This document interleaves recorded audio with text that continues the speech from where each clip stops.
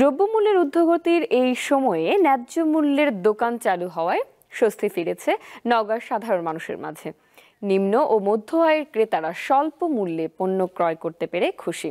ন্যায্য মূল্যের এই দোকানে 250 গ্রাম পরিমাণ গরুর মাংস পাওয়া যাচ্ছে। দীর্ঘদিন ধরেই লাগামহীন নিত্য পণ্যের দাম, এতে সবচেয়ে বেশি বিপাকে পড়েছেন নিম্ন ও মধ্য আয়ের মানুষ। এই অবস্থায় ন্যায্য মূল্যের দোকান চালু করেছে নওগাঁ জেলা প্রশাসন। এসব দোকানে বাজারের চেয়ে কম দামে আলু, পেঁয়াজ ও ডিম ক্রয় করতে পারছেন ক্রেতারা।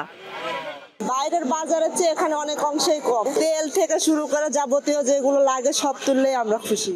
5 টাকা সেভ মানে আমাদের কাছে এখন অনেক ইম্পর্টেন্ট, কারণ আমাদের ইনকাম তো বৃদ্ধি পাচ্ছে না, বাট প্রত্যেকটা জিনিসের দাম বৃদ্ধি। একজন ক্রেতা 2 হালি ডিম এবং 2 কেজি করে আলু ও পেঁয়াজ কিনতে পারছেন। প্রতি শুক্রবার বিক্রি হয় গরুর মাংস।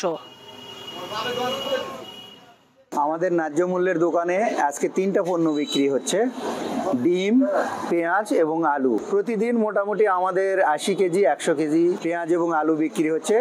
ডিম গতকাল আমরা বিক্রি করেছি 450-এর উপরে। বাজার থেকে অনেকটা সাশ্রয়ী মূল্যে পাওয়া যাচ্ছে, এটা যেন চালু থাকে, পরবর্তীতে বন্ধ না হয়, এটা আমাদের দাবি থাকবে।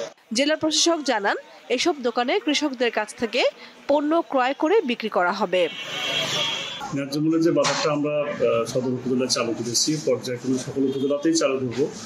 আমরা এখন আপাতত দেখতেছি যে আমাদের এটা সাস্টেনেবিলিটি কীরকম, যে এখনো আমরা কৃষকদের একেবারে ডাইরেক্টলি নিয়ে আসতেছি, যাতে আমরা বাজারে একটা কম্পিটিশন ক্রিয়েট করতে পারি, এবং যদি এটা আমরা সফল হই তাহলে পর্যায়ক্রমে বাকি 10টি উপজেলাতে চালু করা। নওগাঁর 11টি উপজেলায় ন্যায্য মূল্যের এসব দোকান চালু করেছে জেলা প্রশাসন। দীপ্ত, বার্তা কক্ষ।